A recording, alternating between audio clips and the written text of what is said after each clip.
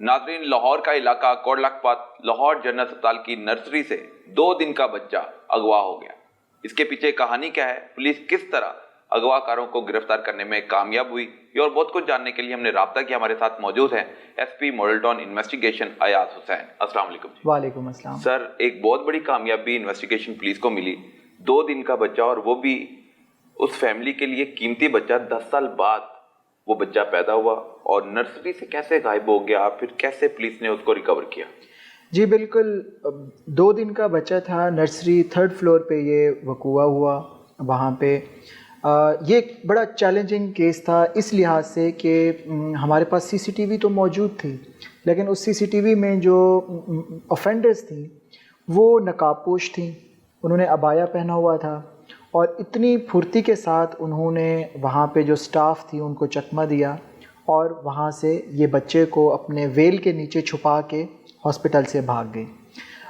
Initially جو ہی FIR درج ہوئی، ہم نے اپنی جو ٹیمز تھیں، انویسٹیگیشن ٹیمز تھیں، وہ وہاں پہ ڈپلائی کی۔ یہ اس لیے امپورٹنٹ کیس تھا کہ ایک والدین کو 10 سال کے بعد یہ بیٹے کی اللہ نے نعمت دی تھی، تو پھر اللہ نے ان کو امتحان میں ڈال دیا۔ تو ہمارے لیے بڑا چیلنجنگ کیس تھا۔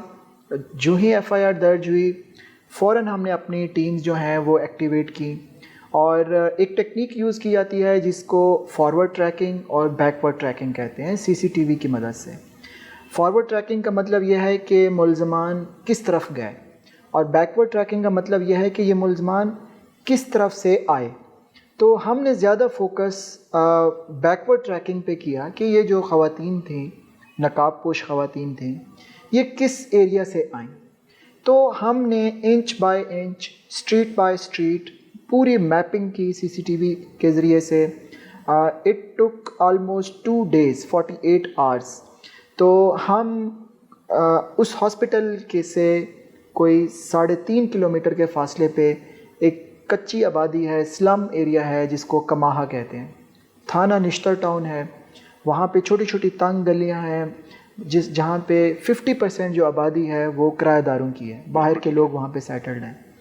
تو جب ہماری CCTV ٹیم جو اس کو پوری مانیٹرنگ کر رہی تھی اس محلے تک پہنچی، تو اس کے بعد CCTV ختم ہو گئے، اس کی جو ہیلپ تھی وہ ممکن نہیں رہی، کیونکہ آبادی تھی، گھریلو ریزیڈینشل ایریا تھا اور کچی آبادی تھی۔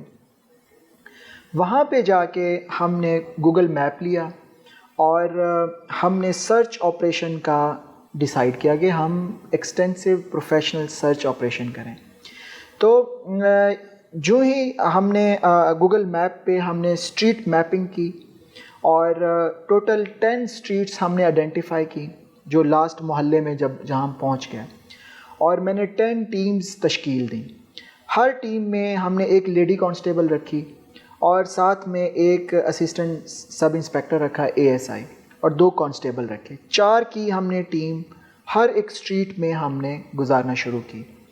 تو one of the teams 7 street تھی، انہوں نے دیکھا کہ ایک خاتون جلدی سے تالا لگا رہی ہے اور بھاگنے کی کوشش کر رہی ہے۔ اچھا، پولیس کو دیکھ کر بھاگنے کی کوشش کی اس نے۔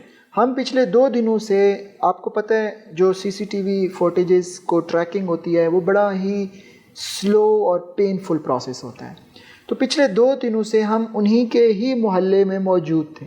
سول میں پولیس یونیفارم، پولیس سول کپڑوں میں، سادہ کپڑوں میں، ہماری جو ٹیمز تھیں پروفیشنل وے میں وہ موو کر رہی تھیں۔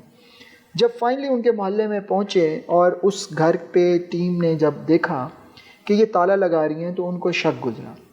تو میری ٹیم کی جو اس کو لیڈ کر رہا تھا ASI اکرام سندھو، اور اس میں لیڈی کانسٹیبل جو تھی ارم تھی، تو انہوں نے اسے روکا اور اسے کہا کہ ہمیں اپنے گھر کی سرچ کرنا ہے۔ تو اس نے کوئی ریزسٹنس نہیں کی، اس نے کہا آپ آ کے سرچ کر سکتے ہیں۔ تو وہاں پہ جو ہی انٹر ہوئے اس گھر میں، تو ایک کھونٹی پہ اسٹالر لٹکا ہوا تھا۔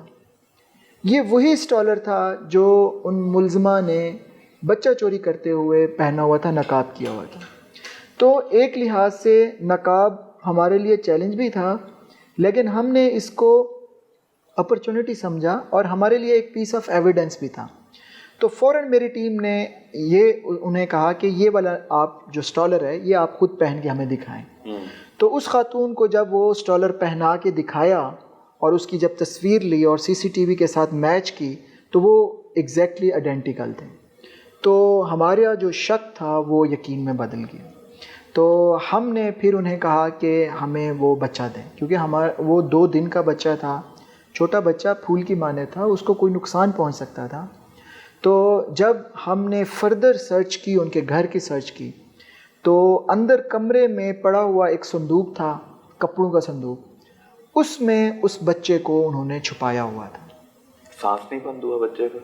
بہت امپورٹنٹ کویشچن ہے. اگر ہم 10 سے 15 منٹ مزید لیٹ ہو جاتے تو خدا نہ خواستہ ہم بچے کی جان بھی جا سکتی تھی.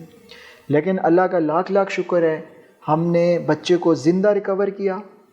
دونوں جو ایکیوز تھیں، دونوں بہنیں ہیں، وہ ان کو گرفتار کیا اور امیجیٹلی ہم نے بچے کو ایمرجنسی جو ہاسپٹل ہے اس میں وہاں پہ شفٹ کیا تاکہ اس کو کوئی بیماری نہ ہو، وہ اس کی جان بچائی جا سکے. اللہ کا شکر ہے ہم نے بچہ صحیح سلامت تندرست حالت میں ریکور کیا ہے اور ان کے ماں باپ کے حوالے کیا. سر یہ ایک بہت بڑی نیکی بھی ہے اور پولیس نے اپنا فرض ادا کیا اور اغوا کار خواتین کو سامنے لے کر آئے، ان کو بے نقاب کیا، ان کو گرفتار کرنے میں کامیاب ہوئے.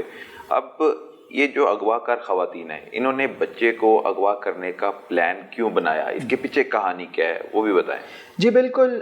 اس کے جو ہی یہ پرچہ درج ہوا تھا ہمارے 2-3 اینگلز تھے. فرسٹ ہم فیملی اینگل دیکھ رہے تھے کہ 10 سال کے بعد یہ بچہ پیدا ہوا ہے، ہو سکتا ہے فیملی کے کسی ممبر نے یہ شرارت کی ہو، ایک یہ اسپیکٹ تھا. دوسرا ہمارا اینگل تھا کہ کوئی پروفیشنل اس میں خواتین ہیں جو بچوں کو اغوا کرتی ہیں اور کوئی انسانی سمگلنگ اور آگے اس کو بیچنے خرید و فروخت میں ملوث ہوں، یہ اینگل تھا.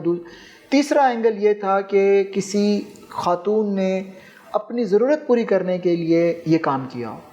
تو جب یہ بچہ ریکور ہوا اور ہم نے ان دونوں آفینڈرز کو اریسٹ کر لیا اور ان کی جب تفتیش کی ہے، اس وقت وہ پولیس کسٹڈی میں ہے، پولیس ریمانڈ میں ہے وہ، تو جب ان کی تفتیش کی ہے تو انہوں نے اپنی جو سائیڈ آف سٹوری سنائی وہ یہ سنائی کہ ایک کی عمر 27 سال ہے، دوسری کی عمر کوئی لگ بھگ 18 سال ہے. جس کی عمر 27 سال ہے اس کی 8 سال پہلے ایک شادی ہوئی تھی اور 8 سال اس کو اولاد نہیں ہوئی تھی. اس کے فرسٹ جو شادی تھی اس کے میاں نے اس کو اس بات پہ طلاق دے دی تھی.